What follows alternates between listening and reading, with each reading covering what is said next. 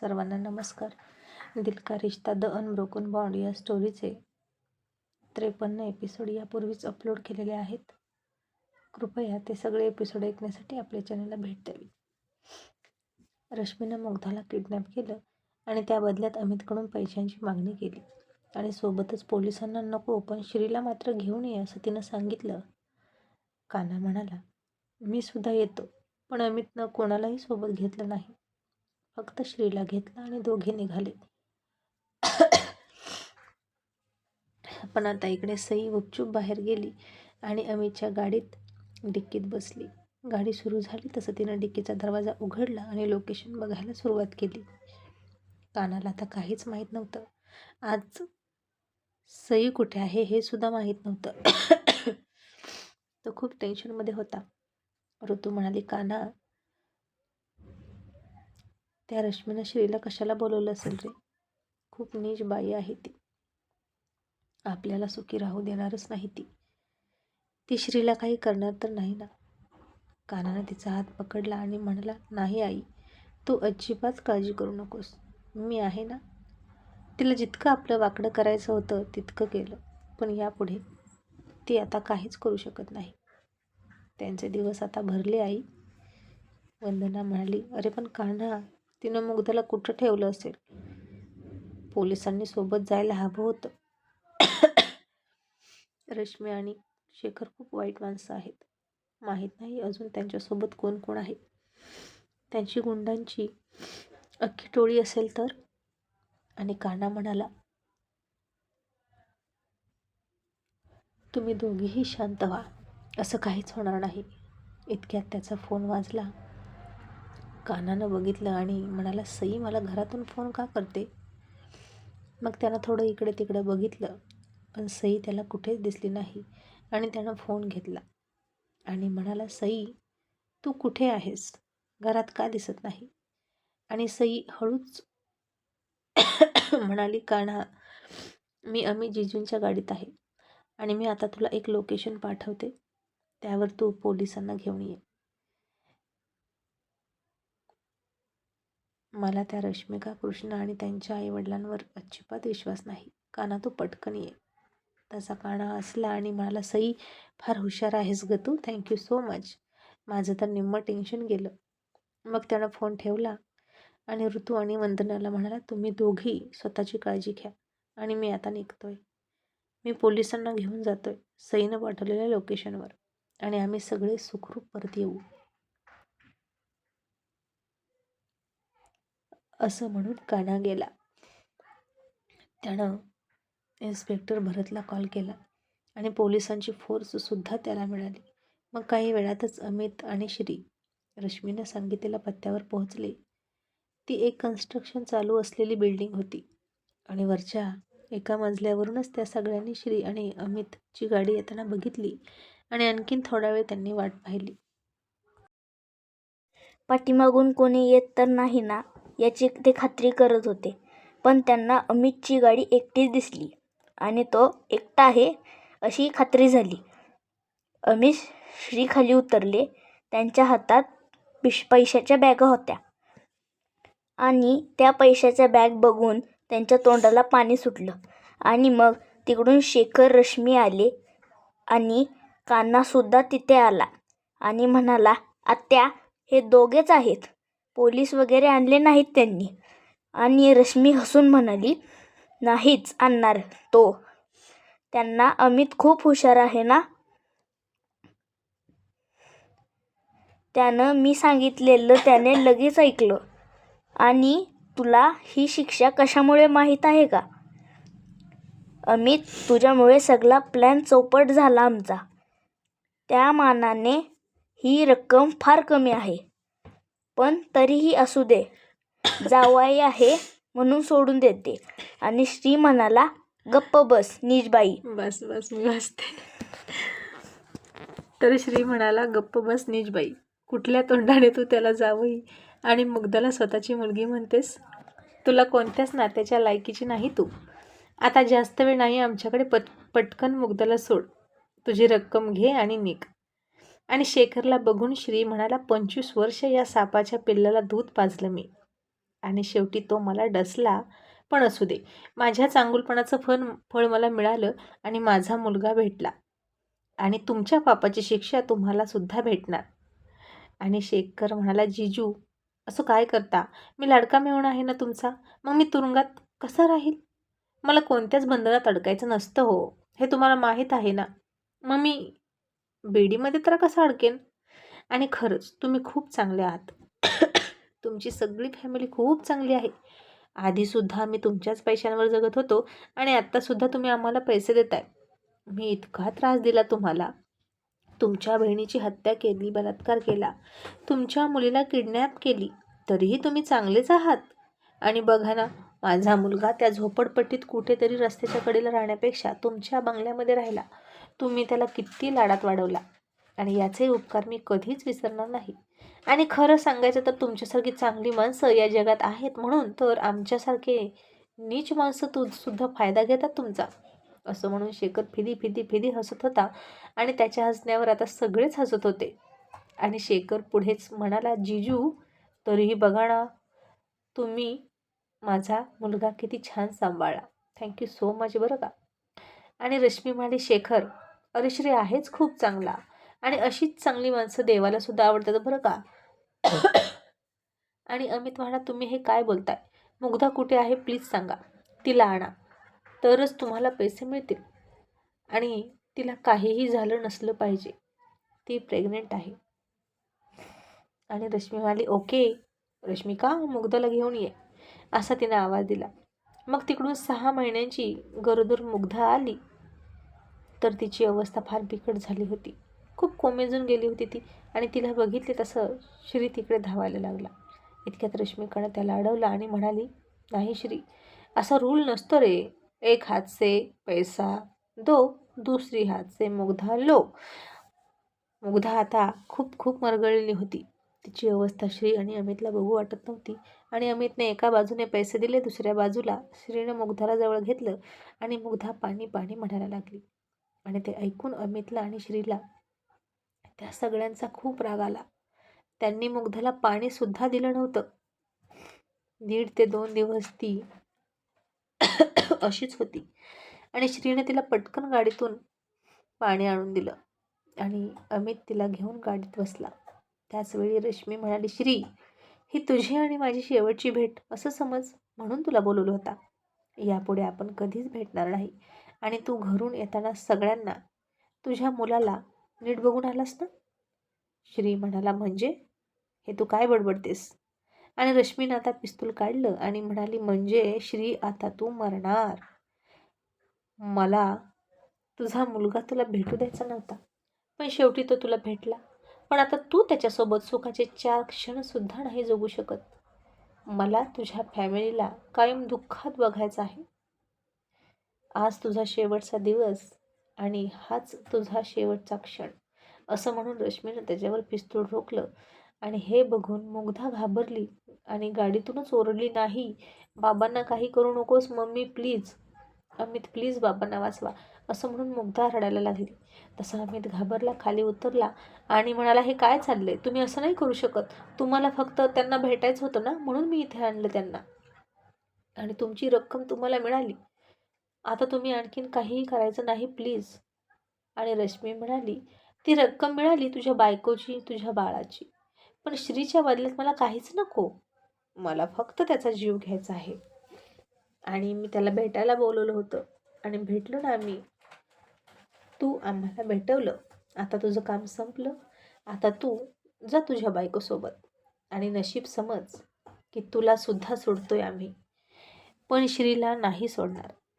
याच्यासोबत खूप जुना हिशोब आहे माझा, असं म्हणून तिनं श्रीकडं खुन्सीपणानं बघितलं. आणि श्री आता तिच्यासमोर ताठ मानेनं उभा होता आणि म्हणाला, तुझ्याकडून दुसरी अपेक्षा नाहीच ग रश्मी. तू माणसं मारण्याशिवाय दुसरं काहीच करू शकत नाही. आयुष्यभर ना तू एक चांगली पत्नी झालीस ना एक आई झालीस. तू कोणत्याच नात्यात राहण्याच्या लायकीची नाही. आणि मला मारलं तरी हरकत नाही, कारण मला आता कळलंय आता सगळं सत्य. आणि मी आत्ताच खुश आहे. माझ्या चितेला अग्नी माझा खरा मुलगा देईल, यातच सगळं सुख आलं. आणि रश्मी हसून म्हणाली, अरे वा, मग तर चांगलं झालं की. तुझ्या आत्म्याला लवकर मुक्ती मिळेल. असं म्हणून रश्मी श्रीवर पिस्तूल रोखून पिस्तूलचा खटका ओढणार इतक्यात तिच्या हातावर पाठीमागून येऊन सईनं दगड मारला आणि तिच्या हातातून पिस्तूल पडला. आता ती पटकन पिस्तूल घ्यायला जाणार इतक्यात रश्मीच्या पायात कोणीतरी गोळी झाडली आणि एका बाजूला रश्मीनं बघितलं तर काही अंतरावर नील उभा होता आणि त्यानं ती गोळी झाडली होती. आणि आता दुसऱ्या बाजूनं निरंजन आला.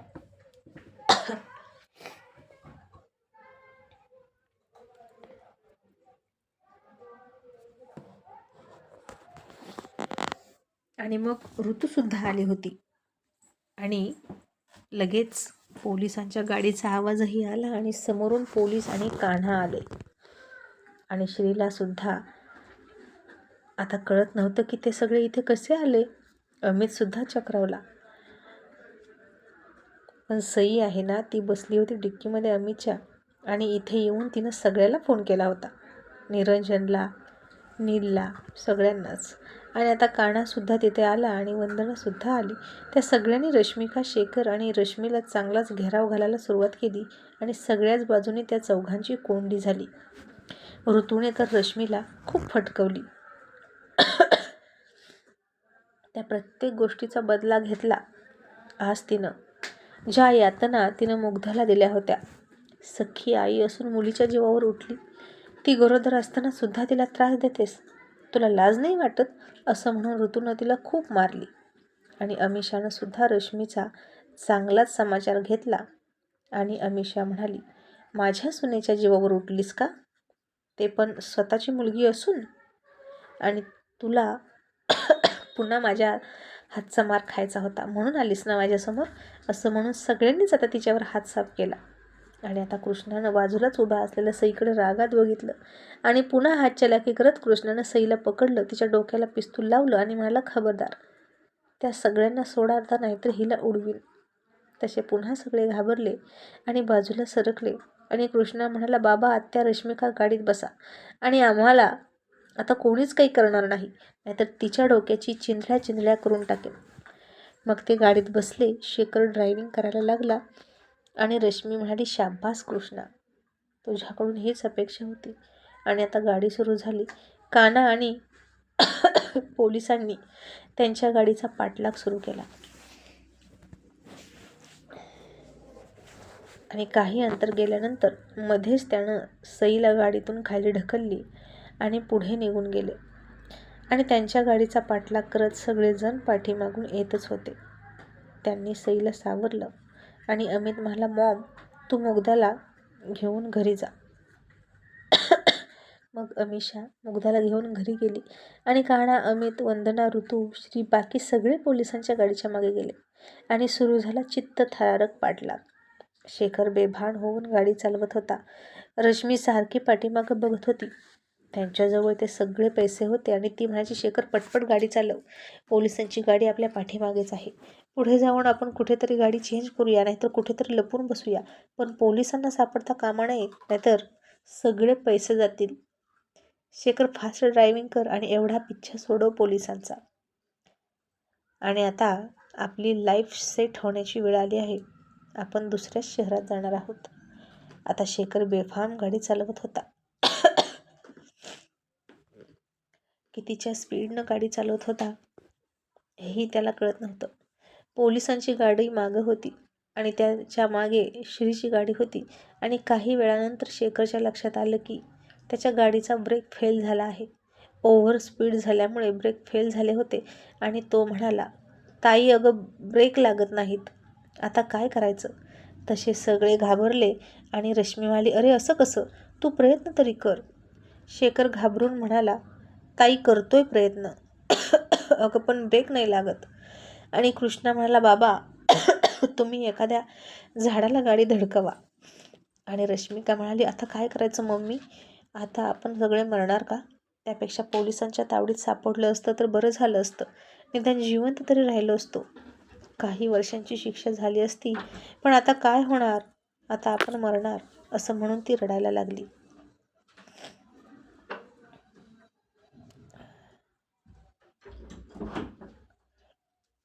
शेखरला आता काय करावं ते सुचत नव्हतं. समोरून खूप वाहनं येत होती आणि त्याच्या बोलण्याच्या नादात समोरून एक मोठा ट्रक आलेला त्यांना दिसला आणि ट्रकसुद्धा खूप वेगात होता आणि त्यांच्या कारची धडक खूप जोरात बसली त्या ट्रकला. इतकी जोरात की कारने जाग्यावर पेट घेतला आणि दरवाजा उघडून कृष्णा बाहेर फेकला गेला आणि पलटी झालेली कार निम्मी त्याच्या अंगावर पडली. आणि बाकी सगळे गाडीत सापडलेले शेखर, रश्मी जीवाच्या आकांताने ओरडत होते, वाचवा वाचवा. पण त्यांना वाचवायला कोणीही नव्हतं आणि त्या आगीतून त्यांचं वाचणं आता जवळजवळ अशक्यच होतं.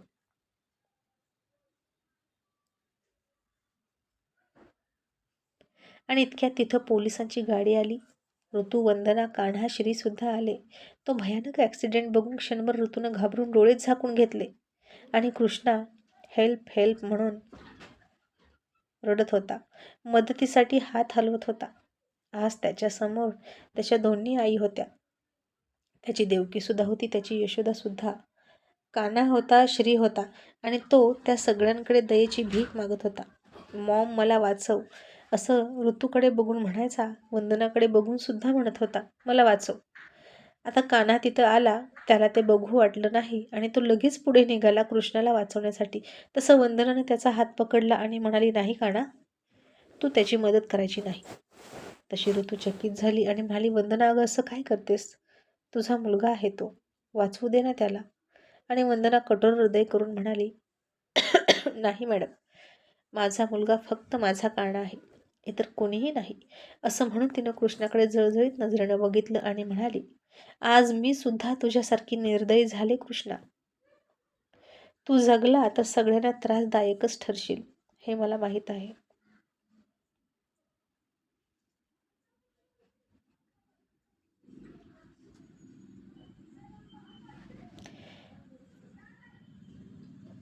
दोष तुझा नाही, दोष तुझ्या अंगात असणाऱ्या शेखरच्या रक्ताचा आहे.